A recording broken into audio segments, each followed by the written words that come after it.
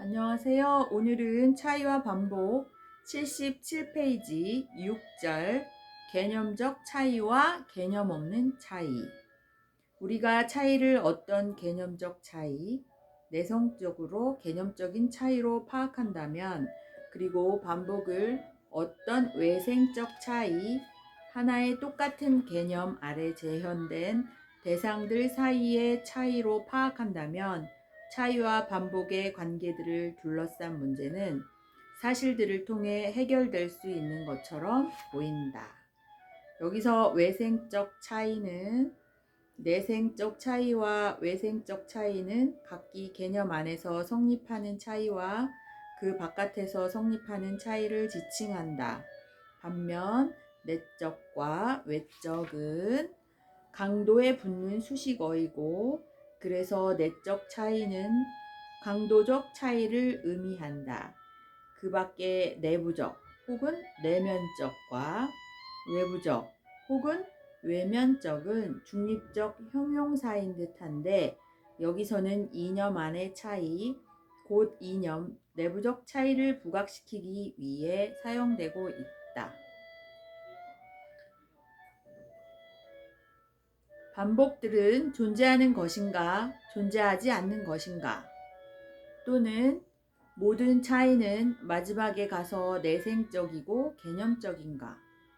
헤겔은 라이프니츠를 조롱했는데, 이는 두 나뭇잎이 똑같은 개념을 갖지 않는다는 사실을 검증하기 위해 궁정 여인들로 하여금 정원을 산책하면서 실험적 형이상학을 행하도록 했기 때문이다. 궁정 여인들의 자리에 과학 수사관들을 놓는다면 절대적으로 똑같은 두 알갱이의 먼지는 없다.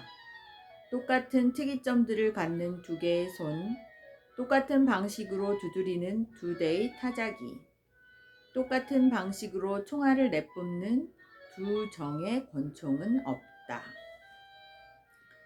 그러나 개체화 원리의 기준을 사실들 안에서 찾는 한에서 왜 우리는 문제가 제대로 설정되지 못했다고 느끼는 것일까? 이는 차이가 내적임에도 불구하고 개념적이지 않을 수 있기 때문이다.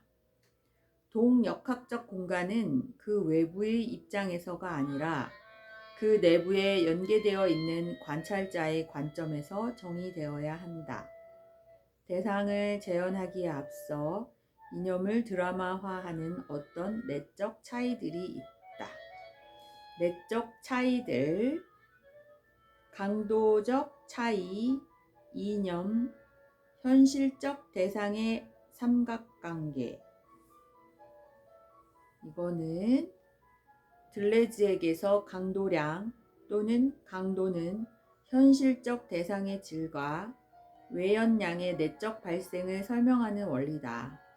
다시 말해서 들레즈에게서 강도는 공간성이나 양적 성질의 대립항도 아니고 질적인 성질의 동의어도 아니며 논리학적 의미의 내포는 더욱 아니다. 그것은 다만 질적인 성질과 양적인 성질이 공통으로 유래하는 원천일 뿐인데, 이 점에 대한 서술이 이 책 내 4장 후반부와 5장의 중심 내용을 이룬다. 앞쪽에서 언급된 드라마화, 극화 등의 기초 개념들은 강도적인 것이 양적인 것과 질적인 것으로 분화되는 과정을 지칭한다. 이제까지 서론에서 제시된 차이와 반복은 이런 내적 발생의 과정인 극화의 역동성에 해당한다. 하지만 이런 강도적 층위가 있기 위해서는 먼저 미분 혹은 미분적인 것의 층위가 있어야 한다. 이 층위는 잠재성, 이념 등으로 지칭되는 초월론적 차원이고, 이 차원을 구성하는 미분비와 특이점들을 드라마화하는 것이 강도적 차이인데, 이 이념적 층위에 대한 서술이 이 책 4장의 과제이다. 서론의 말미에 해당하는 이 대목에서 들레즈는 자신의 존재론에서 강도 개념이 지니는 중요성을 은연중 강조하고 있으며, 자신의 강도론이 서 있는 철학사적 문맥의 일부를 드러내고 있다. 정확히 그것은 칸트의 도식론의 의문을 제기하고 이념적인 것으로부터 시공간적 질서가 역동적으로 발생한다고 보는 마이몬과 코헨 등의 특정한 신칸트주의, 또 이들과 비슷한 직관을 유도하는 라이프니츠의 연속적 개념이다. 이게 강도량에 대한 각주 설명이에요. 각주 설명이 반 페이지는 차지해요. 그러면 78페이지, 여기서 차이는 대상의 재현인 개념에 대해서는 외부적일지라도 이념에는 내부적이다.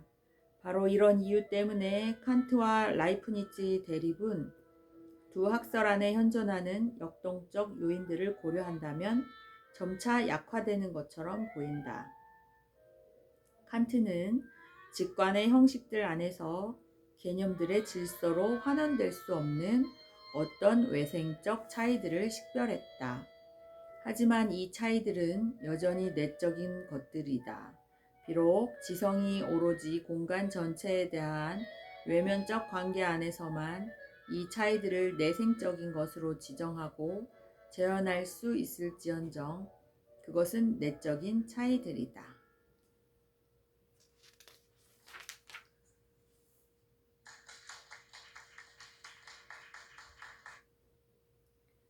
저희 딸 연주한 거 틀고 했는데 딱 끝났어요. 80페이지, 차이의 개념은 개념적 차이로, 반복의 적극적 본질은 개념 없는 차이로 환원되지 않는다. 어떤 반복들은 단지 외생적인 차이들로 그치지 않는다.